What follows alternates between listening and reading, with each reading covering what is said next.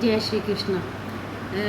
जय श्री एक जब वेद व्यास जी ये कथा लिख रहे थे, तो शास्त्र वेद पुराणों की रचना कर रहे थे, तो इन्होंने एक बार जमदग्नि ऋषि को चुना कि मैं ये प्रवचन बोलूँगा और आप इसको लिखते जाना। ठीक है, जमदग्नि ऋषि लिख रहे थे, तो उसमें यही था कि बीच में कुछ नहीं करना और ये अपने आप में लिखते रहना।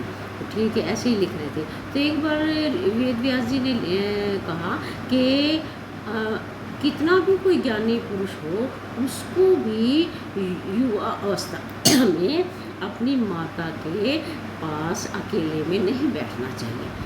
तो जब जमदग्नि ऋषि बोले, महाराज ये बात नहीं मुझे जचती, ये तो अब फिर ज्ञानी बात किस बात का हुआ वो? कहने लगे नहीं ईश्वर आप लिख लो। कहने लगे नहीं प्रभु, ये तो मुझे ठीक नहीं लगी।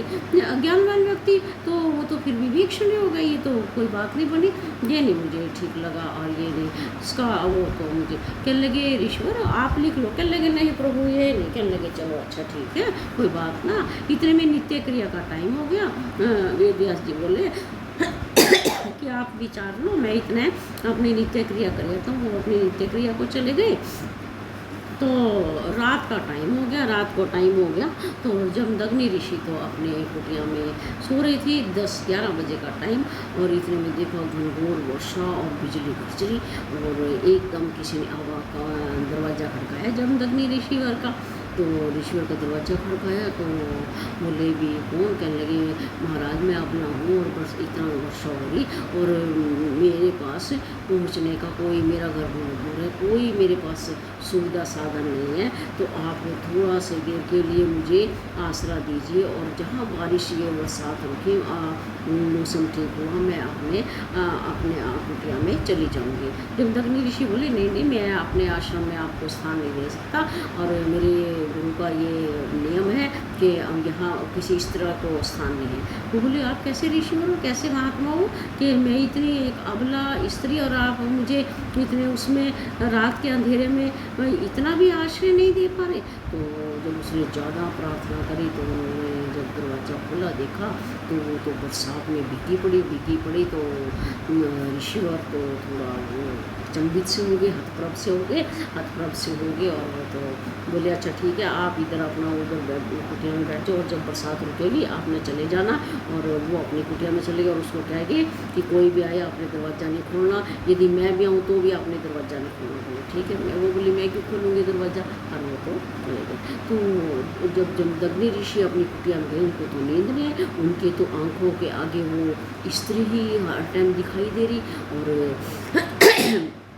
उनकी तो वासना जाग उठी, और वो तो काफ़ी देर जब नहीं नींद आई, और जाके उन्होंने तो उसका दरवाज़ा खड़काया। वो बोली मैं दरवाज़ा नहीं खोलूँगी, वे ईश्वर ने कहा है कि दरवाज़ा नहीं लगना।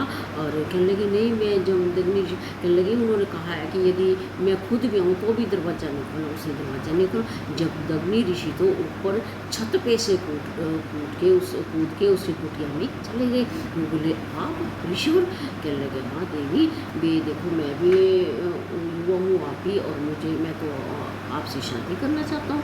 तो बोली भी महाराज शादी तो मैं कर लूँगी, लेकिन मेरे पिता की एक शर्त है, यदि आप वो पूरी कर सकते हो तो मैं शादी। बोले हाँ बताओ। तो उसने कहा कि मेरे पिता की ये शर्त है कि यदि कोई मुझे पीठ पे बिठा के 8 चक्कर लगा दे तो मैं आपसे शादी कर सकता हूँ। जब जमदग्नि ऋषि बोले कि 8 क्या आता है, जितने मर्जी लगवा ले, और तय और मैं ही तो यहाँ से ठीक है। और तो उनकी पीठ पे बैठ गई, और उन्होंने तो जैसे एक चक्कर लगाया, और तो ऋषि तो और हतप्रभ से हो गए, और वो हो गए।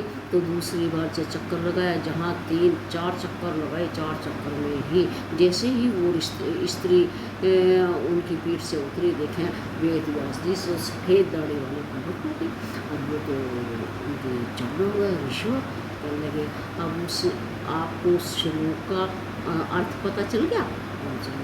बोले ठीक है प्रभु, आप जो बोलते हो वो सत्य है, तो इसका मतलब वेद व्यास जी ने ऐसी रचना की, उनके जो भी ग्रंथ है वो सारे पूर्ण है। यदि हम उनको अपने उस पर लागू करें तो वो बिल्कुल सत्य है। जय ऐसे जमदग्नि व्यास जी हुए। जय श्री कृष्णा।